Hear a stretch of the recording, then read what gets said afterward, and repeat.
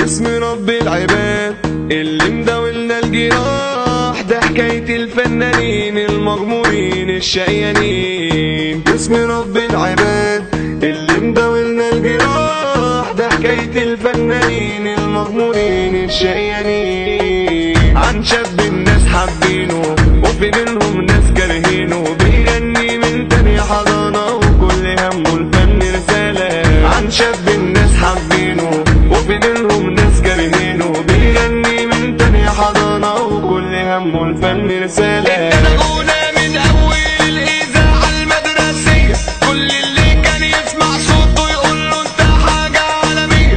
كان يسمع تسقيف طابور وطلبة أساتذة حتى المدير، صوته كان يلمس القلب، لا بجد كان خطير.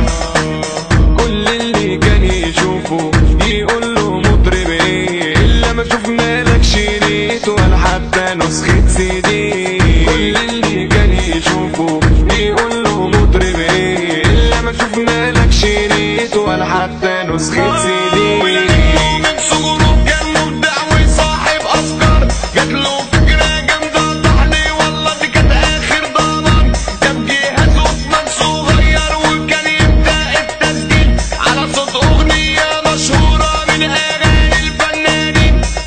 ولما كان يجي صوت المطرب يوطي ويغني بسرعة، بعدها كان بيعلي الصوت ويجربها زي الجرعة. فضل يكررها وقال لنفسه انا لازم اجيبها، وفعلا جابها بالسنتي، خد الشريط سمعه ولأنه لعيلتي. ودنه كانت موسيقية كان بيلقط الألحان، أبعد لحن أقرب مقامات ويقول لك اسم الآلة كمان. قال يغير بقى طريقته، قال هيسجل أغاني على جهاز الكمبيوتر ودي من ضمن أماني.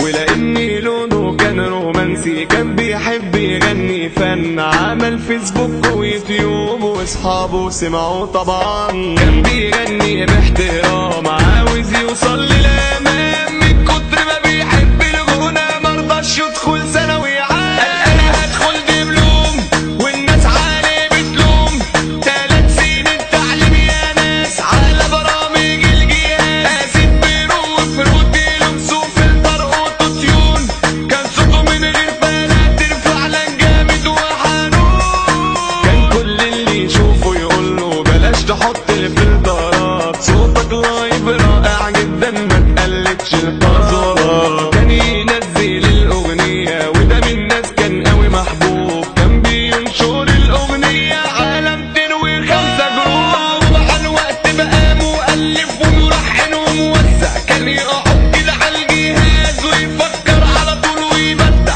عمل استوديو كان لوحده، خد الأوضة في البدرون، كان يشيل ويحط لوحده، كان هيوصل للجنون. راح لشركات إنتاج مشهورين ومغمورين، مش لازم أقول أسماء المهم تكونوا سامعين. عملوا له كليب يا ناس حاجة قمة في الدفا، ولأنه كان لسه بادئ كان مش عارف أي حاجة. حسبي الله العظيم بأي هادم موهوبين، واللي حاولوا تعبوا كتير، لكم الرب قادر كبير.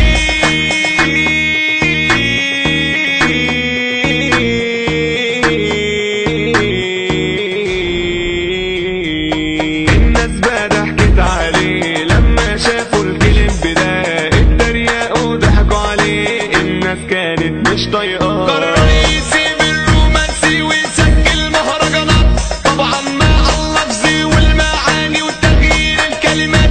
استغلها في توصيل رسالة للناس البساطة، وعمل مهرجانات كوميدية علشان بلدك فيها غباء.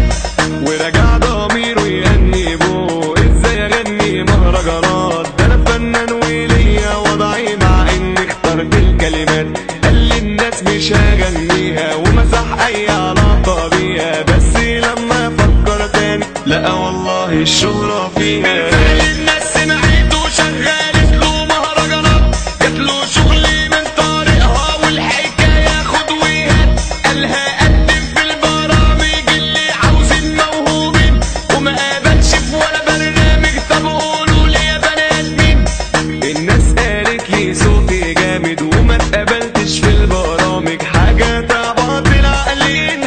تحسوا بيا يا بني ادمين. اتعرض عليه شغل وافراح، نايت كلاب وكباريهات، قال لا عمري ما هدخلها انا مش عاوز سيئات. دفع دم قلبه في الكليب اللي اتعمل ده وما جابلوش اي ايرادات، خد تريقه من ده وده، فنان شامل مش عارف ياخد اي ناس فرصه ليه، قال الحمد لله يا رب انت شايل الاحسن لي. عارفين ده حكاية مين؟ ركزوا يا بني ادمين، انا مؤمن الدبني مؤمن الناس المغمورين. اقطع بقى كلامي مش كاشف اللي يبان، ده انا لو قصتي كاملة مش تتحكى في مهرجان. وده 5% من اللي حصل معايا، الغنى ده حاجة في دمي وهتفضل جوايا، هفضل اسعى واحاول واشقى علشان احقق حلمي، ولا اللي طلعهم دول يعني زايدين اي حاجة عني. يا